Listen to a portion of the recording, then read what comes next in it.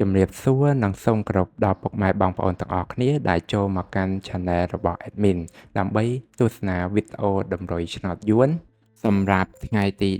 17 ខែ3 ឆ្នាំ2025សម្រាប់វេលាម៉ោង 4 កន្លះនិងម៉ោង 6 កន្លះដូច្នេះកុំបង្អង់យូរសូមពុកម៉ែបងប្អូនកលេចមកមើលតម្រុយ2លេខតម្រុយ2លេខ Admin គឺមានលេខ34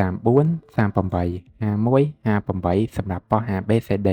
បន្ទាប់មកគឺខ្ទង់ O ខ្ទង់ O Admin គឺ O នៅខ្ទង់30និងខ្ទង់50សម្រាប់ប៉ុស្តិ៍ ABCD ដូចគ្នាបន្ទាប់មកគឺលេខពិសេស Admin គឺមានលេខ341គុណ025គុណនិង698គុណដែលលេខទាំងអស់នេះសុទ្ធសឹងតែជាលេខដែលមានសង្ឃឹមថានឹងចេញខ្ពស់សម្រាប់ថ្ងៃនេះអរគុណពុកម៉ែបងប្អូនទាំងអស់គ្នាដែលបានទស្សនាវីដេអូនេះពីដើមរហូតដល់ចប់ក៏ជូនពរពុកម៉ែបងប្អូនទាំងអស់គ្នាធ្វើការសងសំណាននៅថ្ងៃថ្មីទទួលបាននូវការហេងឆ្នះចំទាំងអស់គ្នាជាចុងក្រោយ Admin សូមពុកម៉ែបងប្អូនជួយ Like Subscribe និង Share ដើម្បីជាកម្លាំងចិត្តដល់ Admin ផងនិងដើម្បីពុកម៉ែបងប្អូនទាំងអស់គ្នា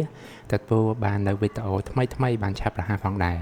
ដូច្នេះ Admin សូមជម្រាបលានិងជួបគ្នានៅវីដេអូក្រោយ